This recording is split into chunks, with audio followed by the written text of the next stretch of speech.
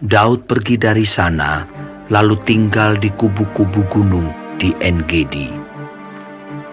Ketika Saul pulang sesudah memburu orang Filistin itu, diberitahukanlah kepadanya demikian. Ketahuilah, Daud ada di padang gurun En-Gedi. Kemudian Saul mengambil 3.000 orang yang terpilih dari seluruh orang Israel, lalu pergi mencari Daud dan orang-orangnya di gunung batu kambing hutan. Ia sampai ke kandang-kandang domba di tepi jalan. Di sana ada gua dan Saul masuk ke dalamnya untuk membuang hajat. Tetapi Daud dan orang-orangnya duduk di bagian belakang gua itu. Lalu berkatalah orang-orangnya kepada Daud, "Telah tiba hari yang dikatakan Tuhan kepadamu. Sesungguhnya aku menyerahkan musuhmu ke dalam tanganmu.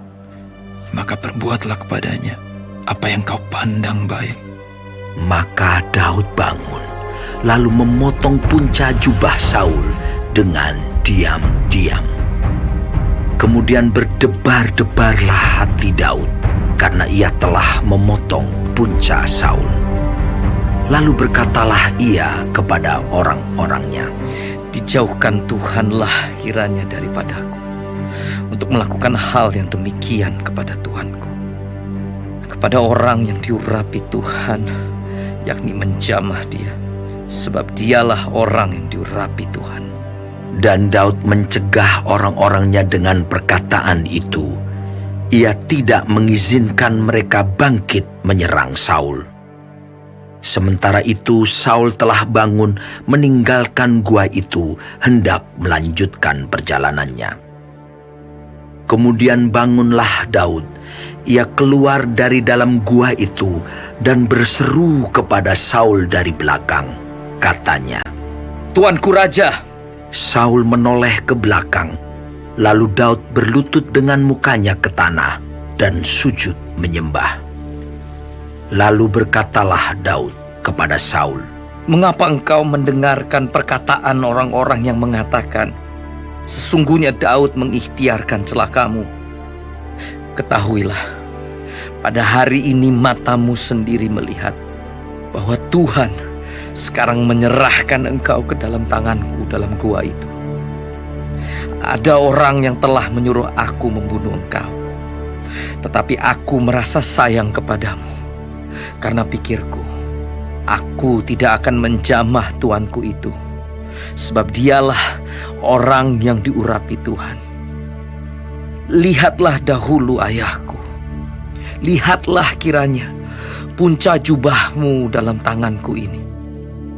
Sebab dari kenyataan bahwa aku memotong punca jubahmu dengan tidak membunuh engkau, dapatlah kau ketahui dan kau lihat bahwa tanganku bersih daripada kejahatan dan pengkhianatan, dan bahwa aku tidak berbuat dosa terhadap engkau, walaupun engkau ini mengejar-ngejar aku untuk mencabut nyawaku. Tuhan kiranya menjadi hakim di antara aku dan engkau. Tuhan kiranya membalaskan aku kepadamu, tetapi tanganku tidak akan memukul engkau. Seperti peribahasa orang tua-tua mengatakan, dari orang fasik timbul kefasikan, tetapi tanganku tidak akan memukul engkau. Terhadap siapakah Raja Israel keluar berperang? Siapakah yang kau kejar? Anjing mati, seekor kutu saja. Sebab itu Tuhan kiranya menjadi hakim yang memutuskan antara aku dan engkau. Dia kiranya memperhatikannya, memperjuangkan perkaraku, dan memberi keadilan kepadaku dengan melepaskan aku dari tanganmu. Setelah Daud selesai menyampaikan perkataan itu kepada Saul, berkatalah Saul, "Suara muka itu, ya anakku Daud." Sesudah itu dengan suara nyaring menangislah Saul. Katanya kepada Daud, Engkau lebih benar daripada aku, sebab Engkau telah melakukan yang baik kepadaku.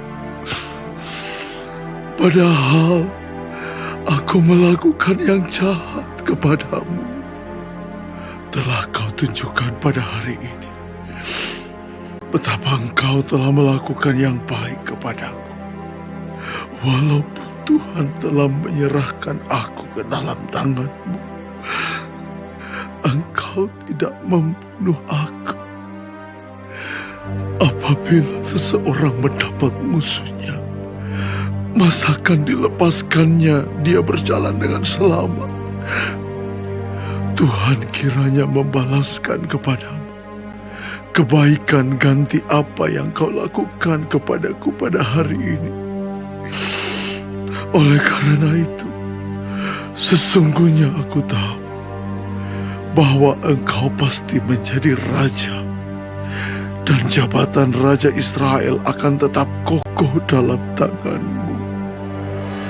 Oleh sebab itu, bersumpahlah kepadaku demi Tuhan, bahwa Engkau tidak akan melenyapkan keturunanku, dan tidak akan menghapuskan namaku dari kaum keluargaku. Lalu bersumpahlah Daud kepada Saul. Kemudian pulanglah Saul ke rumahnya, sedang Daud dan orang-orangnya pergi